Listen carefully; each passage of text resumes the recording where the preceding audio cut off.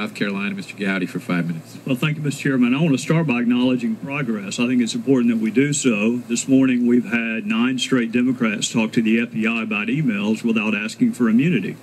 That's a record. And I suspect the reason that they have not asked for immunity from Director Comey is they would say they've done nothing wrong.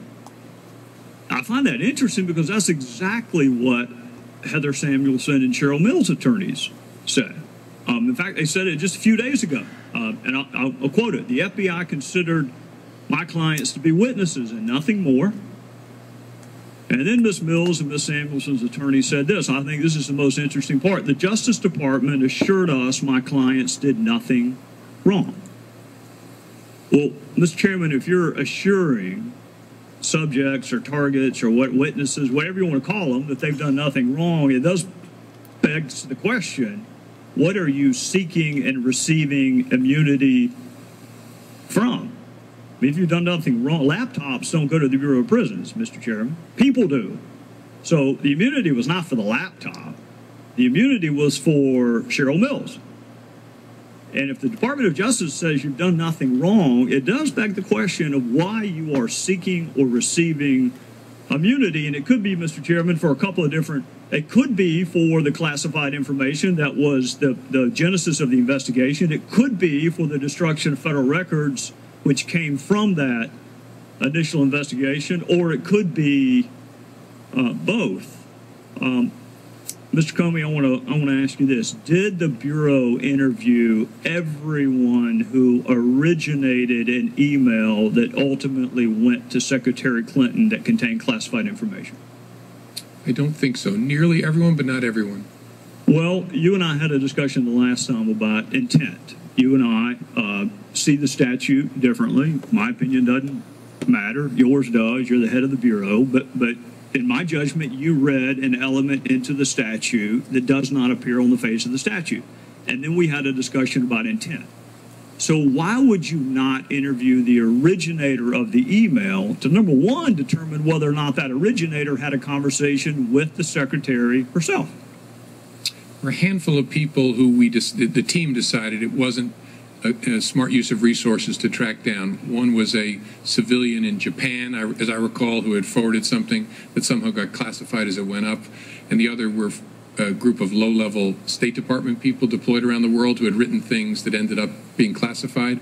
Nearly everyone was interviewed, but there was a small group that the team decided it isn't worth the resources.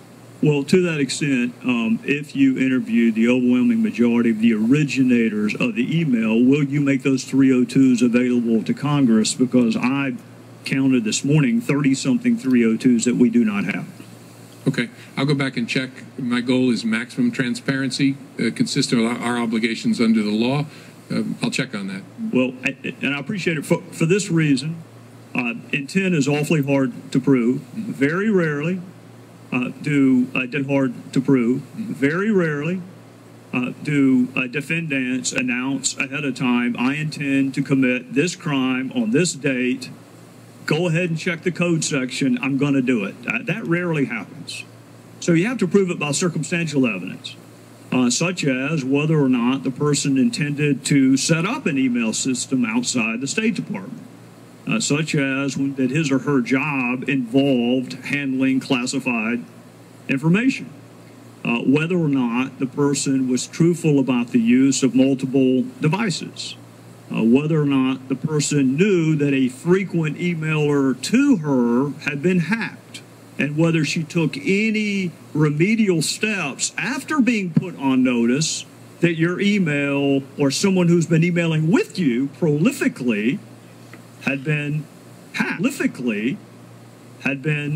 hacked, and whether or not, and I think you would agree with this, Director, false exculpatory statements are gold in a courtroom. I would rather have a false exculpatory statement than a confession. I would rather have someone out something and it be provable that that is a lie, such as that I neither sent nor received classified information. Such as that I turned over all of my work-related emails. All of that, to me, goes to the issue of intent. So I got 2 more questions, then I'm going to be out of time. for those who may have to prosecute these cases in the future, what would she have had to do to warrant your recommendation of a prosecution? If all of that was not enough, because all of that's what she did, if all of that's not enough, I mean, surely you cannot be arguing that you have to have an intent to harm the United States to be subject to this prosecution. I mean, that's treason. That's not a violation of this statute. No, I think we'd have to be able to prove beyond a reasonable doubt a general awareness of the unlawfulness of your conduct. You knew you were doing something you shouldn't do, and then obviously that's on the face of the statute itself. So who else has been prosecuted and in what circumstances? Because it's all about prosecutorial judgment. But those two things would be the key questions. Can you prove that the person knew they were doing something they shouldn't do, a general criminal intent, general mens rea? But the way to treated other people similarly. The way to prove that is whether or not someone took steps to conceal or destroy what they've done. That is the best evidence you have that they knew it was wrong, that they lied about it.